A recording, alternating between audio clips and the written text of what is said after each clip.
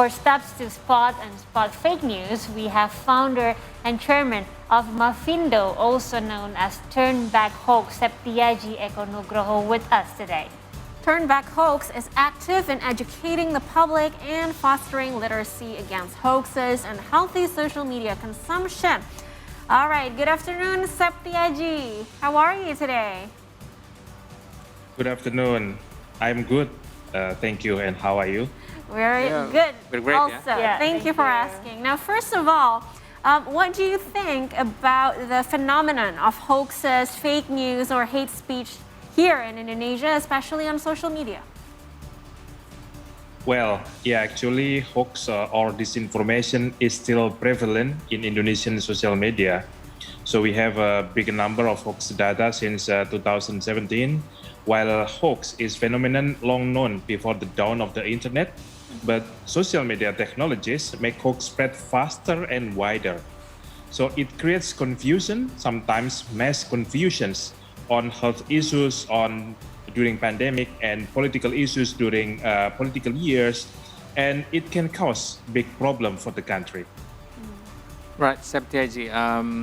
We know you've mentioned that maybe hoaxes or fake news can come a lot during, let's say, the general election. Maybe here in Indonesia, every 5 years when we have the general election. But nowadays, with again, you've mentioned before through the social media, it can come every day with the hoax and the fake news. So my question is, what social media platform has the most hoaxes right now, and why? Is it maybe the instant messenger WhatsApp, or maybe just TikTok or Instagram, for example? What is your point of view? Well, as we know, Indonesia is Indonesian people, using very much social media applications, whether it is Facebook, it is YouTube, or others. In our finding, Facebook is the place where hoax is mostly spreading. Usually, we have about more than 40% of hoax from Facebook, and then followed by WhatsApp and also Twitter, YouTube, Instagram, and also TikTok. So because Facebook is one of the biggest users in Indonesia, and it also enables narrations, photos, and also videos to be set there. Okay, and Satyaji, I'm curious, what topics are usually the focus of fake news, especially in Indonesia?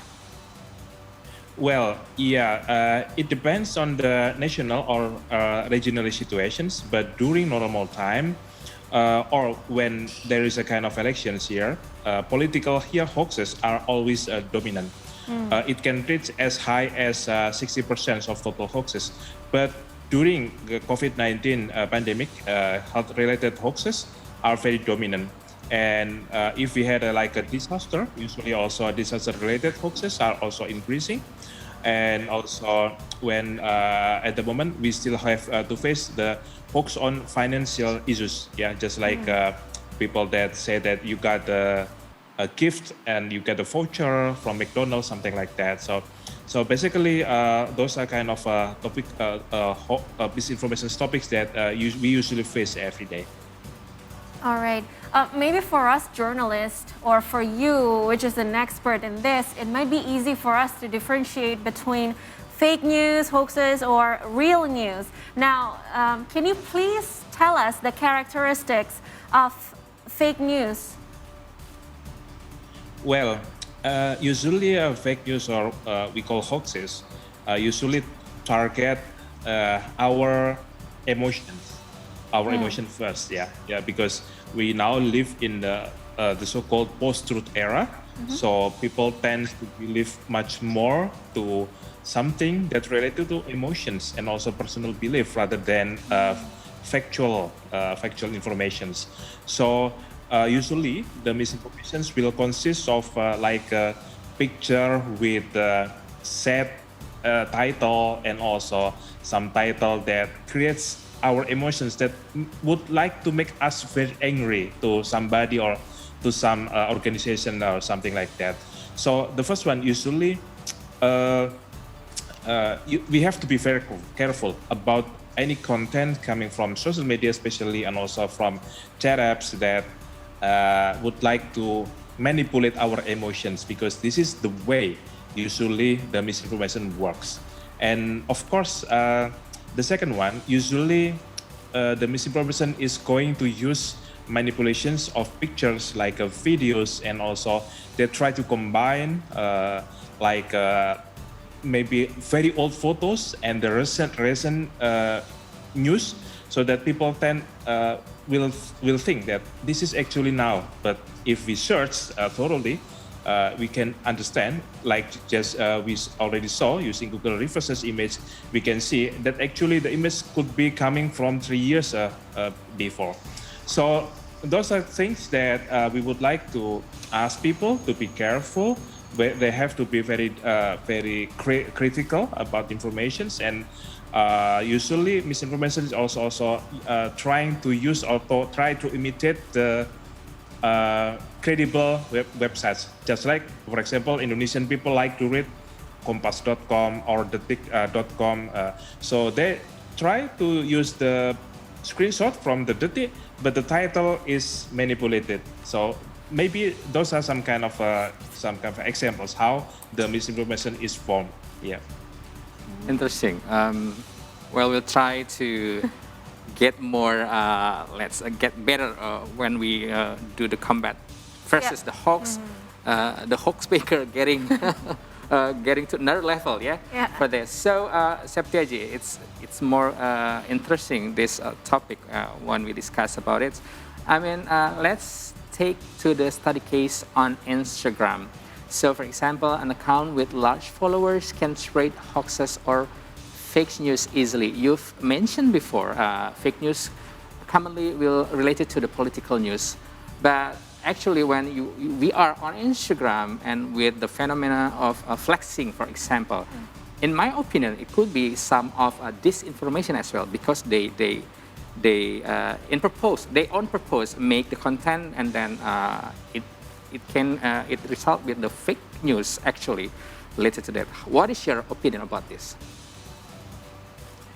Well, yeah, I would say that now we are living in the Tom Nichols said in his book, The Death of Expertise. Yeah, so now people tend to believe more informations coming from, we call maybe influencers, people with the large followers, and compared to or rather than to scientists or to authorities. Yeah, so because I would say we now living in an era that people try to doubt anything. Yeah, even they try to doubt any information coming from credible sources, and they try to compare with source that coming from any source in the social medias, even actually anonymous account, something like that. So this is the I would say like the problem that we now face is that people need to be reassured that they need to be stay truthful, yeah, to be like to the mass media, to the scientists, to the academics, to the something like that. So because if not, that people can be led wrong by, for example, in the pandemic, when we see a lot of vaccine misinformations. Those people that spreading vaccine misinformations, usually mostly laymen, usually even if they we saw some doctors of them, but they are not the doctors that have qualifications to talk about the vaccine. But unfortunately, still some of the Indonesian people still believe to the informations coming from the social media that match their belief. For example, if I get vaccinated and then I believe that next 2 years I'm going to die, for example, or if I took a vaccine and then I'm going to be infertile, for example. So I think that's the situations that now we are still facing. Fortunately, the pandemic is now cooling down, so the misinformation is also cooling down. If we compare, for example, 2020, we were the fifth biggest the biggest spreader of conspiracy theory in the world. Yeah, this is not something that we need to proud of. But now, I think the last year, the misinformation is coming down, reduced to 40% of before compared to 2020. So I think hopefully in this year, hopefully people will be much more careful about information about COVID-19, and also hopefully they will listen more to the scientists in the social media. That we are happy. Some of them are already writing a lot of informations, like Dr. Tonang, Dr. Adam, and others. Yeah. Okay. And Septiaji, under what circumstances actually could make fake news stories more believable? Well, usually it will try to attack our belief. I mean, if you believe to do something, so it is called a confirmation bias. So if you already believe to something, and then this misinformation is going to be formed so that it is going to match to your belief. So any form of this is going to match you. And it also will try to capitalize from polarizations. For example, if we see about the political hoaxes, the hoaxes that targeting people that outside the group, for example, the political enemies, usually is going to be very, very believable to the people inside the group. Yeah, because this is the so-called post-truth. How it works, the confirmation bias works is like that. So polarizations is going to play a very critical role here. That's why in the people that have like a very, very good relationships, the misinformation doesn't work. Yeah, for example, if we see in some regions that have a lot of good networking, good convening, usually misinformation is going to very difficult to work to make them fight. Yeah, but in the case when people have very high polarizations, usually when there is one camp, another camp, and then one religion, another religion, so misinformation is going to exploit that. So anything, if you want believable, then you need to make sure that the content is going to attack the others. Yeah, usually it is going to work and it is going to be viral. So unfortunately, there are some issues that makes us still divide us, like racial issues, like religion issues, and also political issues. That's why the misinformations or hoaxes are still having like, it's going still to flow between us. Yeah. Another unfortunate fact about hoaxes is that it could spread very easily, very fast, right? So based on your observation, what are the factors that would allow hoaxes to do so? Well, I think mainly because most people, or maybe some people, lacks of critical thinking. So if they got information from somebody that they trust, for example, their doctor or their teacher in the group, and then they thought that, oh, this must be true. Yeah, so and this must be important. So I will try to share it to my circles, to another circles, something like that.